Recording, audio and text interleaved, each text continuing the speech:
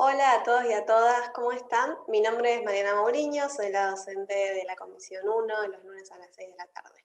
La clase de hoy, que va a ser de tablas de frecuencias, de contingencia y un poquito de gráficos, la voy a estar dando yo, así que va a consistir en la presentación de PowerPoint explicada y leída, y además van a poder tener, como la clase pasada, la teórica en PDF y una parte de ejercicios que luego tendrán los ejercicios resueltos la semana que viene. Cualquier duda pueden escribirme a mí, a mi correo personal o a cualquiera de los docentes. Segunda clase de Bioestadística y Demografía del primer cuatrimestre de 2021. En esta clase vamos a ver tablas y gráficos. Entonces, retomando la clase pasada, hemos visto que la estadística es la disciplina científica que se ocupa de la obtención, orden y análisis de un conjunto de datos con el fin de obtener explicaciones y predicciones sobre fenómenos observados. Dentro de la estadística vamos a tener la estadística descriptiva y la estadística inferencial. En esta primera parte nos centraremos en la estadística descriptiva.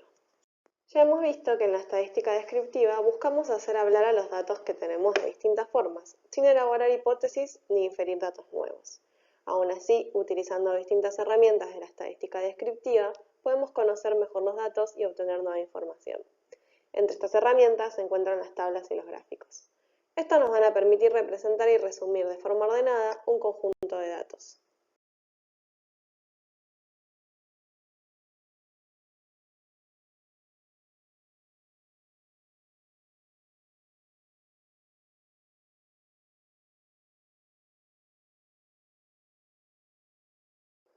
La realización de gráficos es una forma de estadística descriptiva. Nos permite ver de forma rápida los datos disponibles.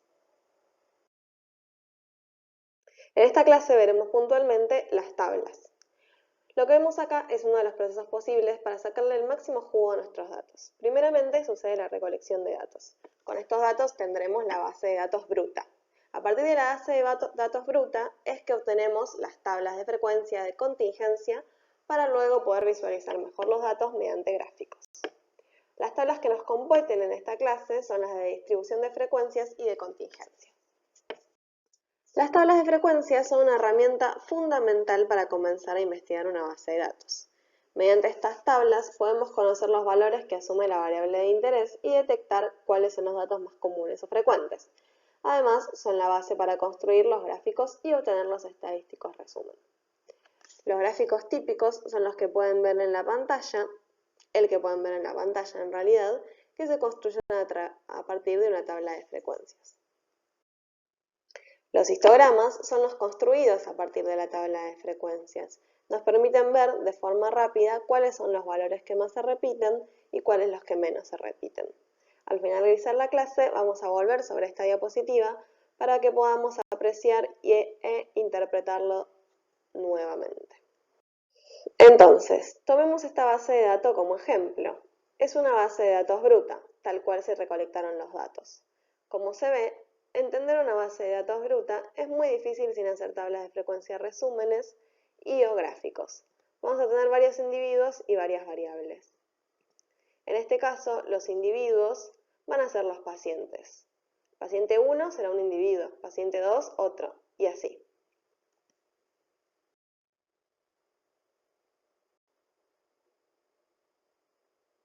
En este caso tenemos 20 pacientes, como hemos dicho antes, pero otras veces las bases de datos pueden tener un montón de individuos más. Imagínense interpretar una base de datos brutas que tenga un montón de individuos. No podríamos, entonces deberíamos elaborar tablas de frecuencias para luego elaborar gráficos e interpretar mejor la información. Cuando tenemos una base de datos bruta, debemos organizarla. Para organizarla, el primer paso es identificar al individuo o a la unidad experimental. En este caso ya lo hemos hecho, y son los pacientes. Vemos que tenemos 20 individuos, es decir, 20 pacientes. En general, están siempre en la primera columna. Luego, en las columnas aledañas, lo que tenemos son las variables. Identificar las variables es nuestro segundo paso. Si se fijan, las variables siempre llevan encabezado. las columnas siempre llevan encabezado y aquel encabezado es el nombre de la variable. En este caso tenemos las variables género, edad, localidad, nivel de pobreza y temperatura. Definir la naturaleza de las variables es el segundo paso, para saber de qué manera se analiza cada una. Recordemos entonces lo que hemos visto en la clase pasada.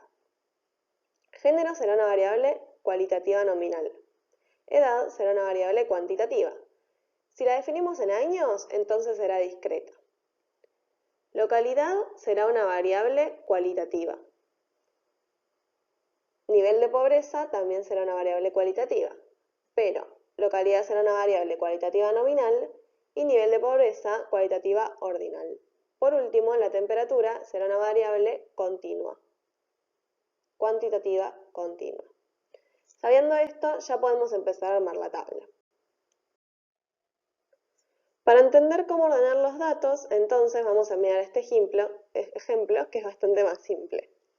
Acá tenemos 25 datos. Cada uno toma un valor numérico distinto. ¿Ven este cuadrado que dice datos? Esto es una base de datos bruta, bastante mal ordenada. En principio, nuestro individuo, nuestra unidad experimental, sería cada uno de estos números. Y la variable sería el valor que toma cada uno de estos números. Entonces, ponemos una primera columna con los valores de estos números. Vamos a tener los valores 0, 1, 2, 3 y 4. Ahora lo que queremos saber es cuántas veces figuran cada uno de estos valores. Lógicamente, al ser una variable cuantitativa, lo estamos ordenando de menor a mayor. Más adelante vamos a retomar esto. Entonces, contamos. ¿Cuántos valores 0 tenemos? Yo veo un 0 en la segunda fila y 2 ceros en la última. Por lo tanto, tenemos 3 ceros. Escribimos en frecuencia absoluta para el valor 0, 3. La cantidad de veces que se repite cada dato es la frecuencia, que es todo lo que nos interesa cuando realizamos una tabla de frecuencias, claramente. Después vamos a mirar cuántos valores en 1 tenemos. Yo veo 2 unos en la primera fila, un 1 en la segunda fila, 3 en la cuarta y 1 en la última fila. Es decir, tenemos 7 unos. Lo escribimos en la tabla. Y así seguimos. Nuestro total de individuos será 25. Ahora puedo agregarle a la tabla una herramienta más que nos puede resultar útil para ver cuánto tengo de cada valor. Esta herramienta es la columna frecuencia relativa. Y la calcularemos dividiendo por el total de individuos a cada una de las frecuencias. Es decir, si tenemos 25 individuos va a ser nuestro denominador siempre, como pueden ver en la tabla. Acá lo vamos a ver entonces de forma en fracciones, porque es más ilustrativo, pero también lo podemos expresar en forma de decimales. Entonces, la frecuencia relativa para el valor 0, en vez de 3, que es la frecuencia absoluta, será 3 dividido 25. Si se fijan, como siempre dividimos por sobre el total, van a ser siempre valores menores a 1, salvo cuando se trate del total, en cuyo caso va a ser 1, porque voy a tener el total sobre el total. 25 sobre 25 me da 1. Acá vemos otro ejemplo de una tabla de frecuencias cuantitativa discreta. Esta es más simple. Nos muestra una clasificación según número de infartos. Se ve que el 45% de los individuos nunca ha tenido un infarto. 13 individuos tuvieron un solo infarto y 2 tuvieron 2 infartos. Esto me da un total de 60 individuos. Si yo quisiese saber cuál es la cantidad de infartos más común, debería mirar las frecuencias relativas, dado que voy a tener los porcentajes o los decimales. En este caso, el número más alto se halla en la cantidad de infartos igual 0. Entonces, lo más habitual es que la gente no tenga infartos, dado que el 75% de los individuos, es decir, el 0,75, si lo calculamos en frecuencias relativas, no ha tenido un infarto. Mientras que lo más raro es que la gente tenga 2 infartos, dado que el 3% de ellos tuvieron 2 infartos. Notar nuevamente cómo los totales y las frecuencias acumuladas coinciden.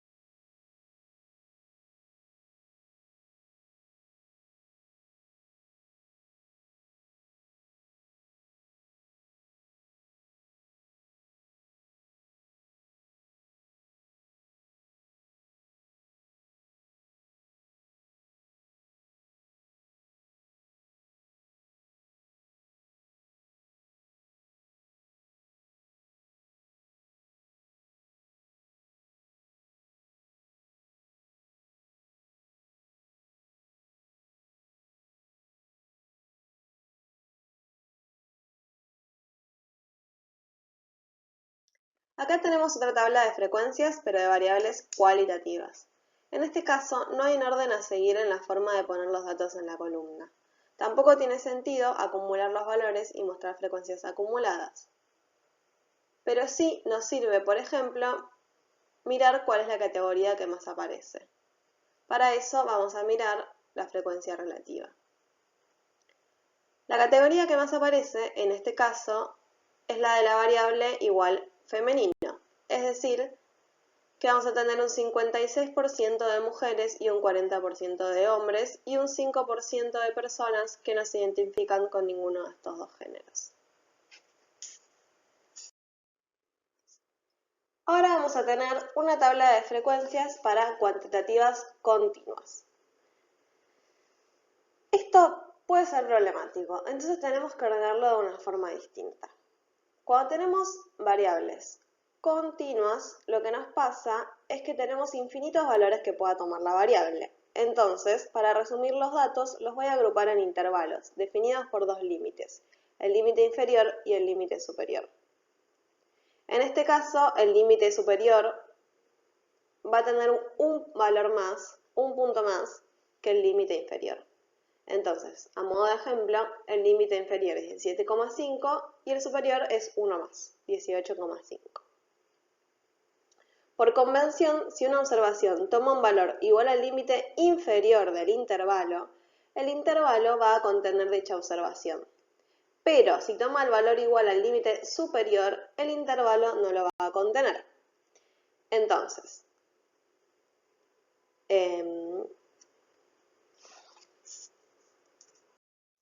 tal cual está aclarado, el paréntesis indica que no lo incluye y el corchete que sí lo incluye. Siguiendo entonces con la tabla, lo que vamos a tener son las frecuencias para cada rango. El rango va a ser, el primer rango va a ser de 17,5 a 18,5. Lo podemos tener en columnas separadas o en la misma columna, como si te dijera la columna intervalo, y ahí pongo en la primera fila 17,5, 18,5, en la segunda fila 18,5, 19,5 y así. De las dos formas va a ser posible que lo vean. La segunda columna es la marca de clase, lo que ven como MC. La marca de clase es el valor central de los intervalos, ¿sí? El valor central de los intervalos lo calculo buscando el valor que está justo en el medio. Si yo sé que mi diferencia entre el límite superior y el inferior es de 1, lo que está justo en el medio es 1 dividido a 2, en este caso 0,5.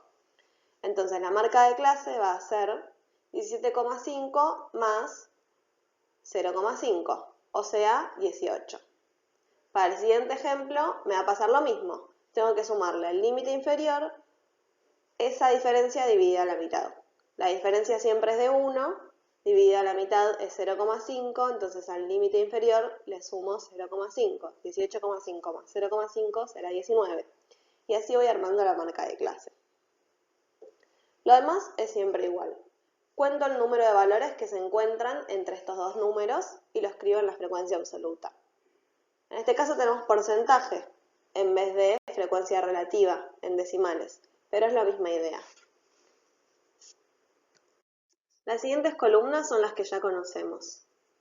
Tenemos las frecuencias relativas, las frecuencias acumuladas y las frecuencias relativas acumuladas expresadas también en forma de porcentaje. Ahora les presento las tablas de contingencia. Si se fijan van a ver que en este caso tenemos dos variables, una en la primera columna y otra en la primera fila.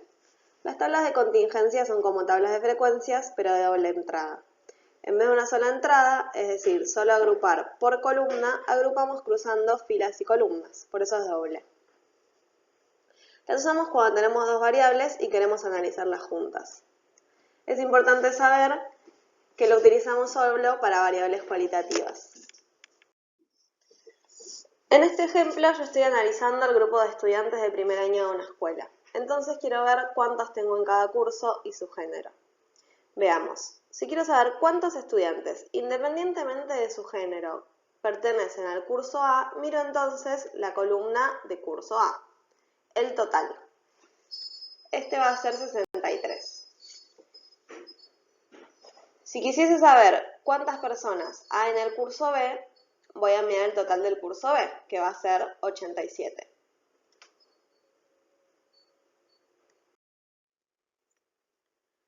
Para saber cuántas personas del género masculino hay en total, miro la columna rosada, en el total de masculino.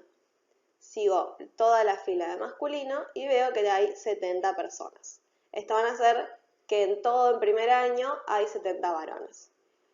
Lo mismo para mujeres. En todo primer año hay 75 mujeres y en todo primer año hay 5 personas que no se identifican con ninguno de estos dos géneros. Lo interesante de estas tablas es que además podemos ver cómo se distribuye una variable adentro de la otra.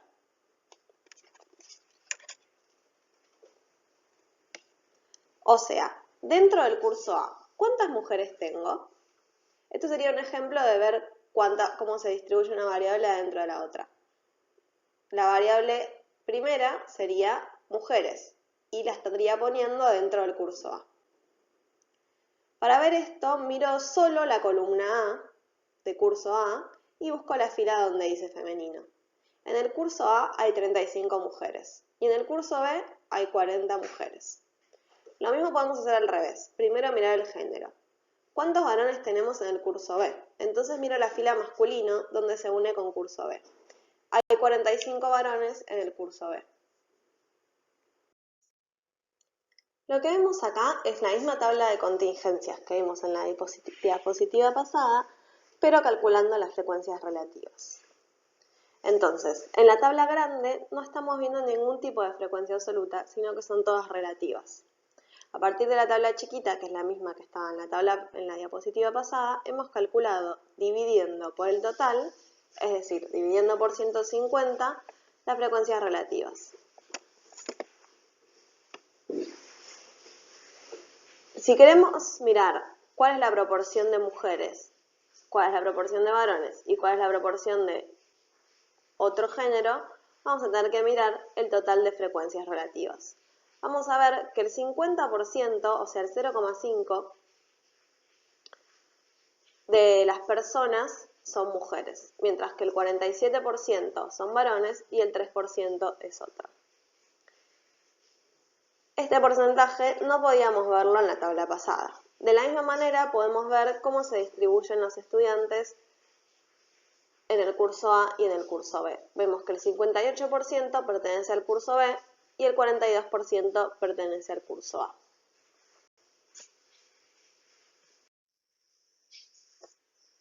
Una vez que hemos realizado las tablas de frecuencias o las tablas de contingencia, también podemos realizar gráficos. Los gráficos más comunes son los gráficos de torta, donde podemos ver las proporciones de cada categoría. Los gráficos de barra, donde podemos poner la cantidad de personas, cantidad de individuos, cantidad de unidades experimentales que tengamos para cada variable.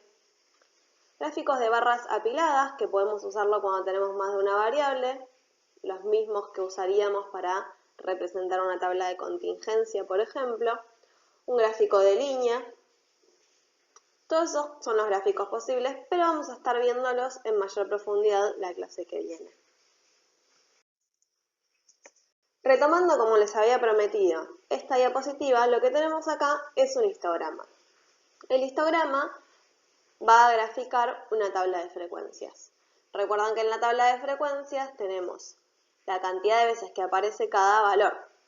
Entonces, la frecuencia, es decir, la cantidad de veces que aparece cada valor, lo veremos en el eje Y y los valores que estaremos representando en el eje X. Estas cosas son útiles para ver, por ejemplo, cuáles son los valores más comunes, es decir, los que más se repiten, que serán lógicamente los que tengan mayor frecuencia. En este caso estarán alrededor de 10. Específicamente el valor que pareciera ser 11 es el valor que más se repite, el que tiene mayor frecuencia. Los valores que menos aparecen estarán cerca del 4 o del 14 e incluso podemos ver valores que no figuran, que no aparecen nunca, como aquel agujero que vemos que pareciera ser un 15 entre 14 y 16. A grandes rasgos, los histogramas nos pueden permitir ver este tipo de cosas, valores más comunes, valores menos comunes o valores que no aparecen en nuestro dominio. En la clase que viene la estamos viendo con mayor profundidad. Espero que les haya resultado de utilidad esta grabación y cualquier duda no duden en consultarme, escribirme y hagan la guía de ejercicios, así pueden ver qué se entendió, qué no y poder ir corrigiendo cositas.